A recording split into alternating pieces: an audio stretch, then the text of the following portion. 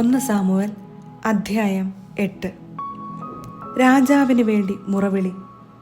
Samuel വൃദ്ധനായപ്പോൾ മക്കളെ ഇസ്രായേലിൽ ന്യായാധിപന്മാരായി നിയമിച്ചു. മൂത്ത മകൻ ജോയേലും രണ്ടാമൻ അബിയായും ബെർഷബായിൽ ന്യായാധിപന്മാരായിരുന്നു. അവർ പിതാവിൻ്റെ മാർഗം പിന്തുടർന്നില്ല. പണമായിരുന്നു അവരുടെ ലക്ഷ്യം. അവർ കൈക്കൂലി വാങ്ങുകയും അനീതി പ്രവർത്തിക്കുകയും ചെയ്തിരുന്നു.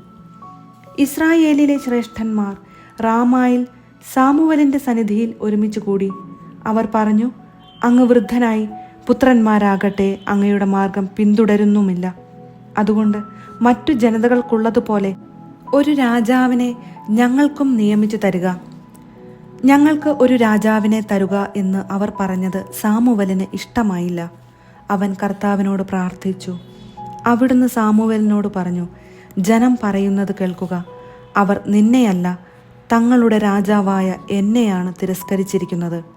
ഈജിപ്തിൽ നിന്ന് കൊണ്ടുവന്ന ദിവസം മുതൽ അവർ എന്നെ ഉപേക്ഷിച്ച് അന്യദേവന്മാരെ ആരാധിച്ചുകൊണ്ട് എന്നോട് ചെയ്തതു തന്നെയാണ് അവർ നിന്നോടും ചെയ്യുന്നത്. അതുകൊണ്ട് ഇപ്പോൾ അവരെ അനുസരിക്കുക. എന്നാൽ അവരെ ഭരിക്കാനിരിക്കുന്ന രാജാക്കന്മാരുടെ രീതി സൂക്ഷ്മമായി വിവരിച്ച് അവർക്ക് മുന്നറിയിപ്പ് കൊടുക്കുക. രാജാവിനെ ആവശ്യപ്പെട്ടവരോട് കർത്താവിൻ്റെ വാക്ക് സാമുവൽ അറിയിച്ചു. നിങ്ങളെ ഭരിക്കാനിരിക്കുന്ന രാജാവ് നിങ്ങളോട് ഇങ്ങനെ ചെയ്യും.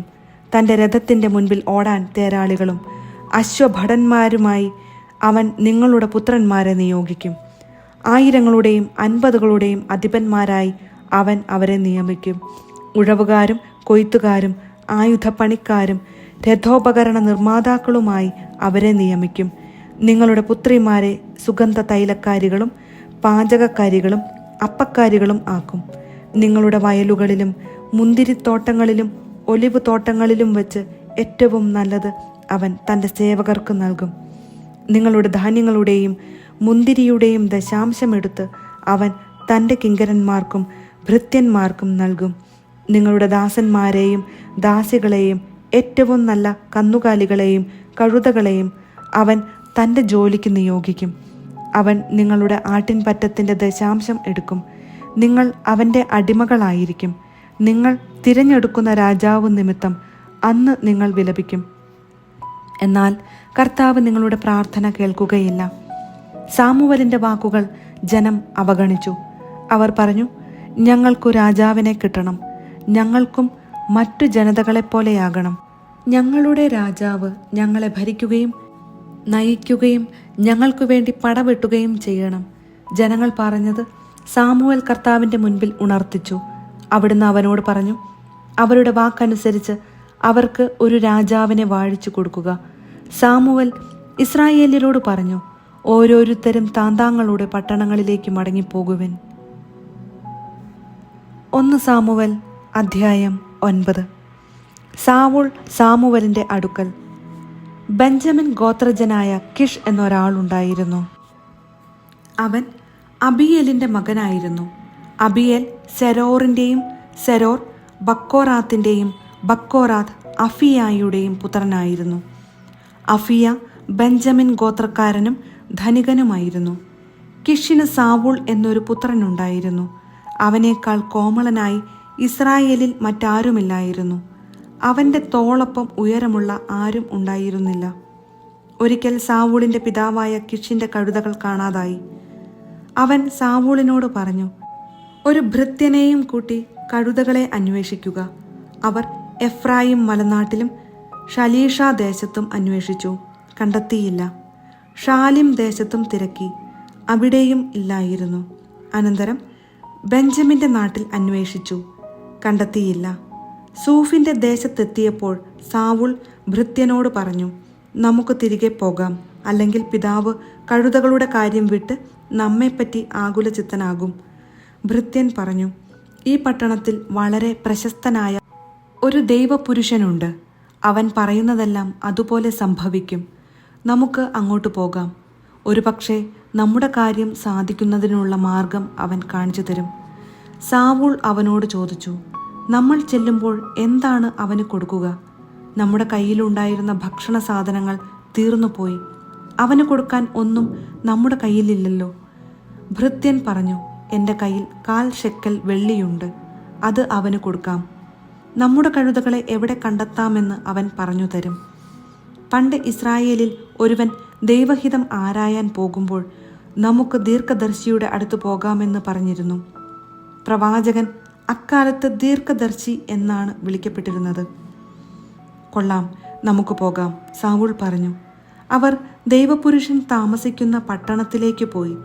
അവർ പട്ടണത്തിലേക്കുള്ള കയറ്റം കയറുമ്പോൾ വെള്ളം കോരാൻ വന്ന യുവതികളോട് ചോദിച്ചു, ദീർഘദർശി ഇവിടെയെങ്ങാനും ഉണ്ടോ? ഉണ്ട്, അവർ പറഞ്ഞു. അതാ നിങ്ങളുടെ മുൻപിൽ പോകുന്നു, വേഗം ചെല്ലുവിൻ. അവനിപ്പോൾ പട്ടണത്തിൽ വന്നതേയുള്ളൂ. ഇന്ന് മലമുകളിൽ ജനങ്ങൾക്ക് ഒരു ബലി സമർപ്പിക്കാനുണ്ട്. പട്ടണത്തിൽ ചെന്നാലുടനെ ഭക്ഷണം കഴിക്കാൻ മലമുകളിലേക്ക് പോകുന്നതിന് മുൻപ് അവനെ നിങ്ങൾക്ക് കാണാം. അവൻ ബലി അർപ്പിക്കുന്നതിന് മുൻപ് ജനങ്ങൾ ഭക്ഷിക്കുകയില്ല. ക്ഷണിക്കപ്പെട്ടവർ പിന്നീടാണ് ഭക്ഷിക്കുന്നത്. ഇപ്പോൾ തന്നെ പൊയ്ക്കൊള്ളൂ, ഉടനെ അവനെ കാണാം. അവർ പട്ടണത്തിൽ ചെന്നു. മലമുകളിലേക്ക് പോകുന്ന വഴിക്ക് അവനെ കണ്ടു. സാവൂൾ വന്നതിൻ്റെ തലേ ദിവസം കർത്താവ് സാമുവേലിന് വെളിപ്പെടുത്തിയിരുന്നു, നാളെ ഈ സമയത്ത് ബെഞ്ചമിൻ്റെ നാട്ടിൽ നിന്ന് ഒരുവനെ ഞാൻ നിന്റെ അടുക്കൽ അയക്കും. അവനെ നീ എൻ്റെ ജനത്തിൻ്റെ രാജാവായി അഭിഷേകം ചെയ്യണം.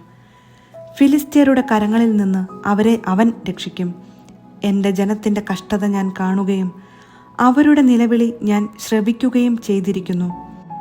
സാവൂൾ സാമുവേലിൻ്റെ ദൃഷ്ടിയിൽ പെട്ടപ്പോൾ കർത്താവ് സാമുവേലിനോട് പറഞ്ഞു, ഞാൻ നിന്നോട് പറഞ്ഞത് ഇവനെ പറ്റിയാണ്.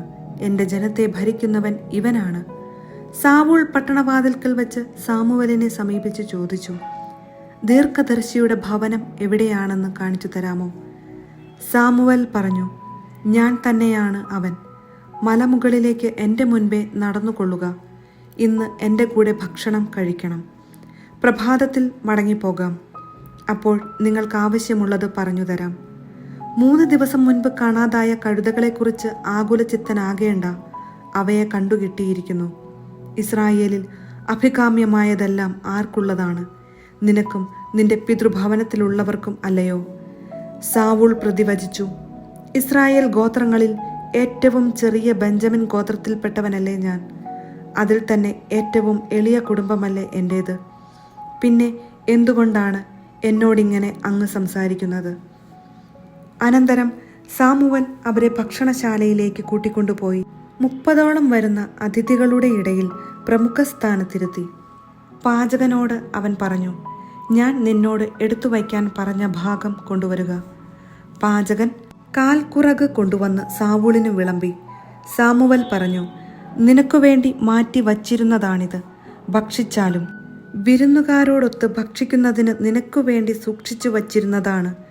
അന്ന് സാവൂൾ സാമുവേലിനോടൊത്ത് ഭക്ഷിച്ചു. അവർ മലമുകളിൽ നിന്നിറങ്ങി പട്ടണത്തിലെത്തി. വീടിൻ്റെ മുകൾ തട്ടിൽ കിടക്ക തയ്യാറാക്കിയിരുന്നു. സാവൂൾ അവിടെ കിടന്നുറങ്ങി. സാവൂൾ അഭിഷിക്തനാകുന്നു. പ്രഭാതമായപ്പോൾ സാമുവേൽ വീടിൻ്റെ മുകൾ തട്ടിൽ ചെന്ന് സാവൂളിനെ വിളിച്ചു, എഴുന്നേൽക്കുക, നീ പോകേണ്ട വഴി ഞാൻ കാണിച്ചു തരാം. സാവൂൾ എഴുന്നേറ്റ് അവനോടുകൂടെ വഴിയിലേക്കിറങ്ങി. നഗരപ്രാന്തത്തിലെത്തിയപ്പോൾ സാമുവേൽ സാവൂളിനോട് പറഞ്ഞു, ഭൃത്യനോട് മുൻപേ പൊയ്ക്കൊള്ളാൻ പറയുക. അവൻ പൊയ്ക്കഴിയുമ്പോൾ 1 നിമിഷം ഇവിടെ നിൽക്കുക. അപ്പോൾ ദൈവത്തിൻ്റെ വചനം ഞാൻ നിന്നോട് പറയാം.